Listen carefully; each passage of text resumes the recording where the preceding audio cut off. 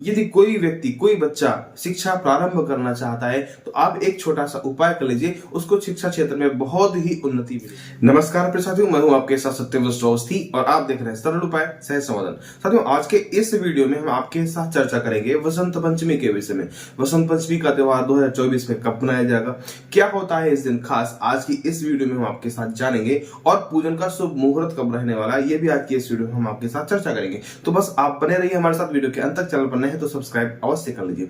चलते वीडियो को प्रारंभ करते हैं। देखिए साथियों, वसंत पंचमी का जो त्योहार होता है वो हिंदू सनातन संस्कृति में अपने आप में बहुत ही महत्वपूर्ण और अद्भुत होता है।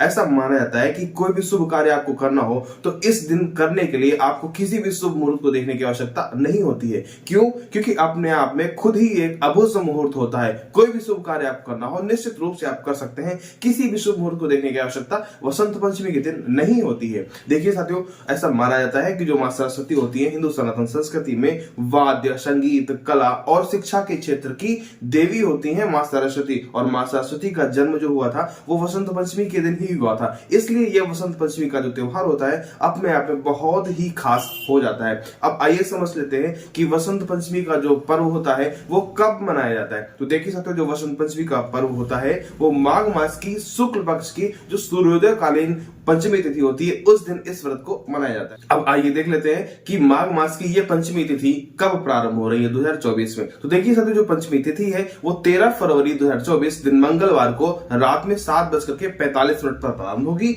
और उसके साथ ही अगले दिन यानी कि 14 फरवरी दिन बुधवार को यह पंचमी तिथि शाम को 5:40 तक रहेगी। तो सूर्योदय कालीन जो तिथि है हमने आपको बताया था, पिछले कई प्रमाणों में आपको बताया कि साथी सकला गया, मतलब जो तिथि सूर्योदय के समय में होती है वो पूरे दिन मानी जाती है। तो जो पंचमी तिथि है वो 14 फरवरी को सूर्योदय काल से लेकर के शाम तक रहेगी। इसलिए जो वसंत पंचमी का पर्व है वो 14 फरवरी 2024 दिन बुधवार को ही मनाया जाएगा।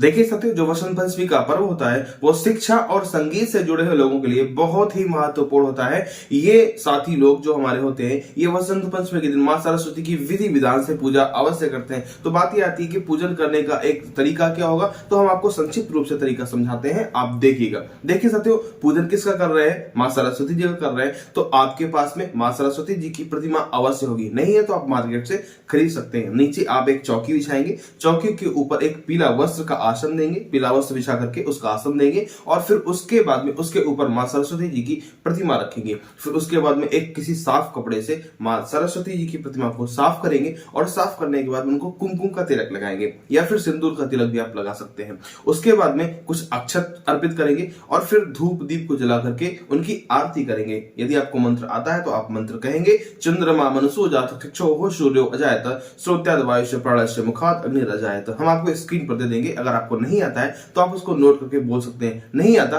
तो आप मन ही मन माता रानी को ध्यान करेंगे और उनकी आरती करेंगे। आरती करने के बाद में आप उनका आचमन कर देंगे, जो आरती थी उसका आचमन कर देंगे और हाथ धुल लेंगे। हाथ धुलने के बाद में फिर भोग लगाएंगे। भोग में कोई पीली मिठाई आप लगा सकते हैं और माता रानी को जो है वो अनार बहुत ही प्रिय है तो आप अनार का फल भी आप लगा सकते हैं भोग में। तो पीली मिठाई और अनार का भोग लगाने के बाद में जल से आचमन करने के बाद में फिर आप जो संगीत या फिर जो पुस्तकें हैं जिससे क्षेत्र से आप जुड़े हुए हैं, यदि आप शिक्षा क्षेत्र से हैं तो आपके पास पुस्तकें होंगी, आप संगीत से हैं तो वाद्य यंत्र और भी कुछ चीजें होंगी, तो आप उनको वहीं पर बगल में रख करके उनकी भी इसी प्रकार से पूजन करेंगे, पूजा अर्चना करेंगे। और फिर हाथ में अक्षत और पुष्प लेकर के यानी कि फूल और चावल लेकर के प्रार्थना करेंगे। प्रार्थना हम आपको स्क्रीन पर दे रहे हैं, आप देख लीजिए, उसको याद कर लीजिए या फिर देख के भी आप बोल सकते हैं। प्रार्थना क्या है, या कुंदेन्दु तुषार हार धवला या शुभ्रवस्त्रावृता या वीणा वरदंड मंडित करा या श्वेत पद्मासना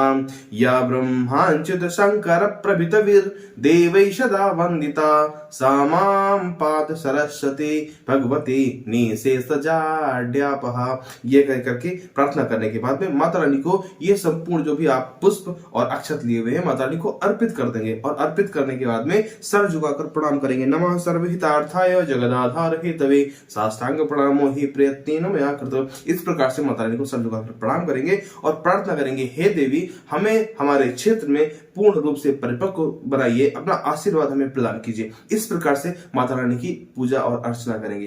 देखिए साथियों, जैसा हमने आपको बताया कि वसंत पंचमी का पर्व जो होता है वो अपने आप में बहुत ही अद्भुत और महत्वपूर्ण होता है। यदि कोई व्यक्ति कोई बच्चा शिक्षा प्रारंभ करना चाहता है तो आप एक छोटा सा उपाय कर लीजिए, उसको शिक्षा क्षेत्र में बहुत ही उन्नति मिलेगी।